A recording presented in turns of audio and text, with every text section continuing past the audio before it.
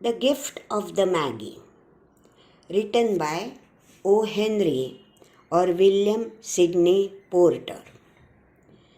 It is a story which has a surprise ending, and that is why it has become very captivating. The central idea of the lesson. Della and Jim, they form a young couple. They love each other, care for each other, but they are extremely poor. Now the Christmas is very close, and both of them want to give each other an expensive gift for the Christmas. But alas, they are so poor that they cannot afford anything expensive. So both of them sell out their only valuable possession and buy Christmas gifts, very expensive Christmas gifts for each other. Della sells her long hair for buying a beautiful platinum watch chain for Jim's gold watch, while Jim sells the valuable gold watch of his forefathers for buying a set of beautiful expensive combs for Della.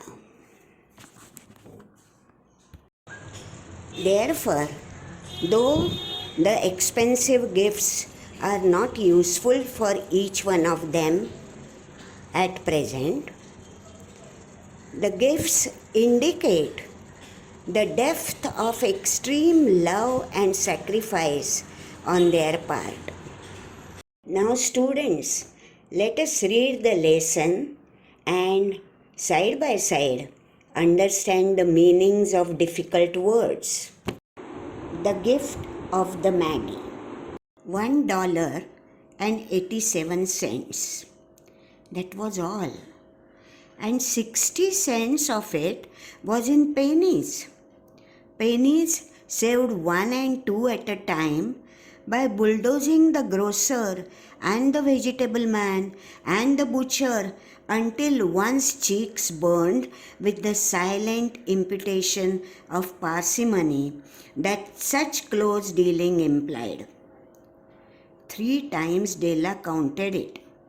$1.87.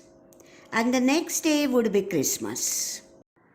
There was clearly nothing to do but flop down on the shabby little coach and howl. So Della did it, which instigates the moral reflection that life is made up of sobs, sniffles, and smiles, with sniffles predominating. Let us see the meanings of difficult words. Bulldozing means pressurizing. Cheeks burned means felt embarrassed. Imputation means associative action to some person. Parsimony means unwillingness to spend money. Instigates means provokes. The Magi means the biblical Magi, also referred to as the wise men or kings who visited Jesus after his birth, bringing valuable gifts for the Jesus. While the mistress of the home is gradually subsiding from the first stage to the second, take a look at the home. A furnished flat at $8 per week. It did not exactly beggar description, but it certainly had that word on the lookout for the mendicancy squad. In the vestibule below was a letter box into which no letter would go, and an electric button from which no mortal finger could coax a ring. Also appertaining thereunto was a card bearing the name Mr. James Dillingham Young. The Dillingham had been flung to the breeze during a former period of prosperity, when its possessor was being paid $30 per week. Now, when the income was shrunk to $20, though they were thinking seriously of contracting to a modest and unassuming D, but whenever Mr. James Dillingham Young came home and reached his flat above, he was called Jim and greatly hugged by Mrs. James Dillingham Young, already introduced to you as Della, which is all very good. Now, friends, let us see the meanings of the difficult words. Mendicancy squad means police who arrest beggars and the homeless people. Coax means to urge. Appertaining means concerning. Unassuming means simple and humble. Della finished her cry and attended to her cheeks with the powder rag. She stood by the window and looked out dully at a grey cat walking a grey fence in a grey backyard. Tomorrow would be the Christmas day, and she had only $1.87 with which to buy Jim a present. She had been saving every penny she could for months. With this result, $20 a week doesn't go far. Expenses had been greater than she had calculated. They always are. Only $1.87 to buy a present for Jim. Her Jim. Many a happy hour she had spent planning for something nice for him. Something fine and rare and sterling. Something just a little bit near to being worthy of the honor of being owned by him. The meaning of sterling is excellent. There was a pier glass between the windows of the room. Perhaps you have seen a pier glass in an $8 flat. A very thin and very agile person may, by observing his reflection in a rapid sequence of longitudinal strips, obtain a fairly accurate conception of his looks. Della, being slender, had mastered the art. Suddenly, she whirled from the window and stood before the glass. Her eyes were shining brilliantly, but her face had lost its color within 20 seconds. Rapidly, she pulled down her hair and let it fall to its full length. Here, the meaning of pier is breakwater. Agile means quick and light-footed or active. Accurate means correct. Now, there were two possessions of James Dillingham Young in which they both took a mighty pride. One was Jim's gold watch that had been his father's and his grandfather's. The other was Della's hair. Had the Queen of Sheba lived in the flat across the air shaft, Della would have let her hair hang out the window some day to dry, just to depreciate Her Majesty's jewels and gifts. Had King Solomon been the janitor with all his treasures piled up in the basement, Jim would have pulled out his watch every time he passed just to see him pluck at his beard from envy. So now Della's beautiful hair fell about her, rippling and shining like a cascade of brown waters. It reached below her knee and made itself almost a garment for her. And then she did it up again nervously and quickly. Once she faltered for a minute and stood still, while a tear or two splashed on the worn red carpet.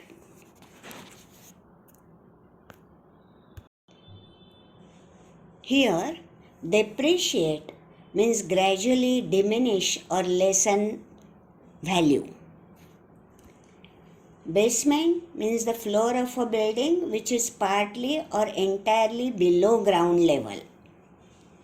Cascade means a small waterfall. Janitor means a doorkeeper. Garment means clothing. And faltered means stumbled. On went her old brown jacket. On went her old brown hat. With a whirl of skirts and with the brilliant sparkle still in her eyes, she fluttered out the room and down the stairs to the street. Here, fluttered means danced. Where she stopped, the sign read, Sofroni, hair goods of all kinds. One flight up Della ran and collected herself, panting. Madam, large, too white, chilly, hardly looked the Sofroni. Will you buy my hair? Asked Della. I buy hair, said Madam. Take your hat off and let us have a sight at the looks of it. Down rippled the brown cascade. $20, said Madam, lifting the mass with a practiced hand. Give it to me quick, said Della. Oh, and the next 2 hours tripped by on rosy wings. Forget the hashed metaphor. She was ransacking the stores for Jim's present. Let us see the meanings of certain difficult words. Hash means to chop into small pieces, and metaphor means implied comparison. Ransacking means search thoroughly. She found it at last. It surely had been made for Jim and no one else. There was no other like it in any of the stores, and she had turned all of them inside out. It was a platinum fob chain, simple and chaste in design, properly proclaiming its value by substance alone and not by meretricious ornamentation, as all good things should do. It was even worthy of the watch. As soon as she saw it, she knew that it must be Jim's. It was like him. Quietness and value. The description applied to both. $21 they took from her for it, and she hurried home with the 87 cents. With that chain on his watch, Jim might be properly anxious about the time in any company. Grand as the watch was, he sometimes looked at it on the sly on account of the old leather strap that he used in place of a chain. Dear friends, meretricious means showy or gaudy. When Della reached home, her intoxication gave way a little to prudence and reason. She got out her curling irons and lighted the gas and went to work repairing the ravages made by generosity added to love, which is always a tremendous task. Dear friends, a mammoth task. Within 40 minutes, her head was covered with tiny, close-lying curls that made her look wonderfully like a turned schoolboy. She looked at her reflection in the mirror long, carefully, and critically. If Jim doesn't kill me, she said to herself, before he takes a second look at me, he shall say I look like a Coney Island chorus girl. But what could I do? Oh, what could I do with $1.87? Now, friends, let us see the meanings. Intoxication is actually drunkenness, but here it means the feeling, great feeling of sacrifice. Gave way means submitted or yielded. Prudence means quality of being wise. Ravages means great damages. Tremendous mammoth means huge, very big. At 7 o'clock, the coffee was made and the frying pan was on the back of the stove, hot and ready to cook the chops. Jim was never late. Della doubled the fob chain in her hand and sat on the corner of the table near the door that he always entered. Then she heard his step on the stair, away down on the first flight, and she turned white for just a moment. She had a habit of saying little silent prayer about the simplest everyday things, and now she whispered, "Please God, make him think I'm still pretty." The door opened, and Jim stepped in and closed it. He looked thin and very serious. Poor fellow, he was only 22, and to be burdened with a family. He needed a new overcoat and he was without gloves. Here, friends, fob chain means the chain of the watch. Whispered means spoke very softly. Jim stopped inside the door as immovable as a setter at the scent of a quail. His eyes were fixed upon Della, and there was an expression in them that she could not read, and it terrified her. It was not anger, nor surprise, nor disapproval, nor horror, nor any of the sentiments that she had been prepared for. He simply stared at her fixedly with that peculiar expression on his face. Ella wriggled off the table and went for him. "Jim," she cried, "don't look at me that way. I had my hair cut off and sold because I couldn't have lived through Christmas without giving you a present. It shall grow out again. You won't mind, will you? I just had to do it. My hair grows awfully fast. Say Merry Christmas, Jim, and let us be happy. You don't know what a beautiful, nice gift I have got for you." See the meanings of difficult words. Setter means a hunter dog. Quail means a game bird. Disapproval means disagreement.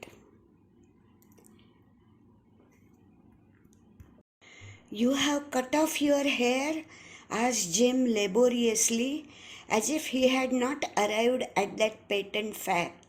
yet even after the hardest mental labor.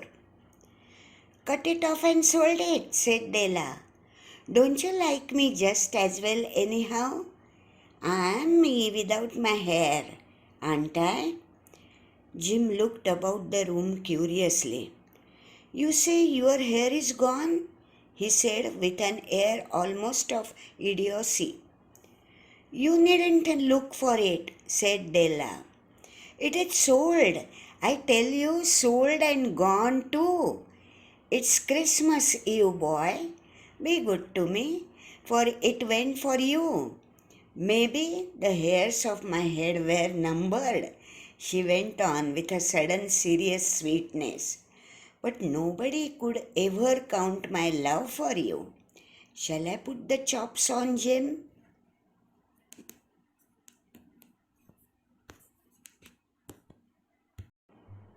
Now, patent means obvious. Curiously means eagerly. Idiocy means foolishness. Out of his trance, Jim seemed quickly to wake. For 10 seconds, let us regard with discreet scrutiny some inconsequential object in the other direction. $8 a week or $1 million a year. What is the difference? A mathematician or a wit would give you the wrong answer. The Magi brought valuable gifts, but that was not among them. This dark assertion will be illuminated later on. Jim drew a package from his overcoat pocket and threw it upon the table. Don't make any mistake, Dell, he said, about me. I don't think there is anything in the way of a haircut or a shave or a shampoo that could make me like my girl any less. But if you shall unwrap that package, you may see why you had me going a while at first. Inconsequential means unimportant. Trance, half-conscious state. Scrutiny means minute enquiry. Wit means talent or humor. Assertion means strong statement. Had me going first means had me unnerved first. Discreet means wise. White fingers and nimble tore at the string and paper.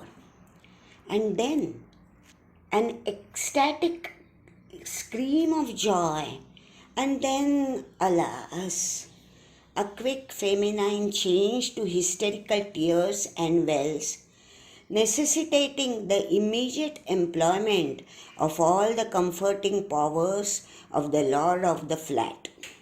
There lay the combs, the set of combs side and back that Della had worshipped long in a Broadway window. Beautiful combs, pure tortoise shell with jeweled rims, just the shade to wear in the beautiful vanished hair. They were expensive combs, she knew, and her heart had simply craved and yearned over them without the least hope of possession. And now they were hers, but the traces that should have adorned the coveted adornments were gone.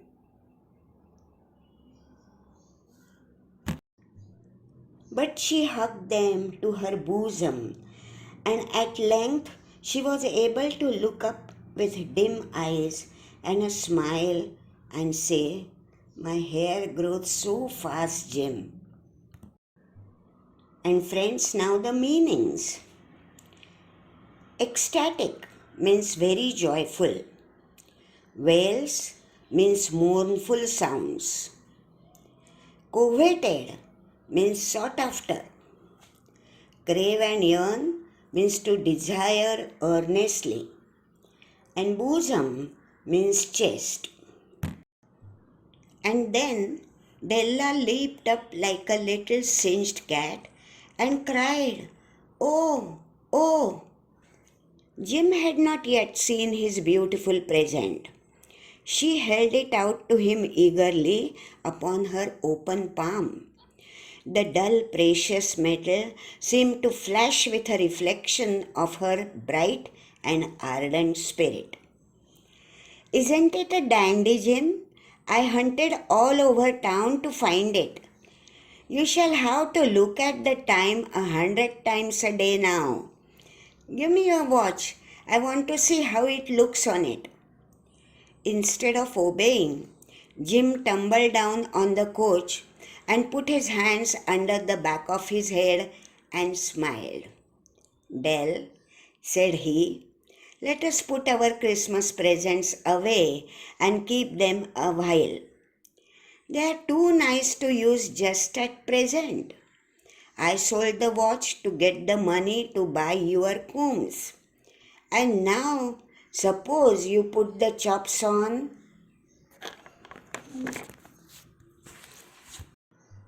And now, friends, the meanings. Singed means slightly burnt. Ardent means very enthusiastic. Dandy, here it means beautiful. The Magi, as you know, were wise men, wonderfully wise men, who brought gifts to the babe in the manger. They invented the art of giving Christmas presents. Being wise, their gifts were no doubt wise ones, possibly bearing the privilege of exchange in case of duplication. And here I have lamely related to you the uneventful chronicle of two foolish children in a flat who most unwisely sacrificed for each other the greatest treasures of their house. But in a last word to the wise of these days, let it be said that of all who give gifts, these two were the wisest. Of all who give and receive gifts such as they are wisest. Everywhere they are wisest, they are the Magi. Now, the meanings of difficult words. Babe in the manger means baby in the stable. Here they are referring to Jesus. Chronicle means a register of events. Treasures means valuable objects.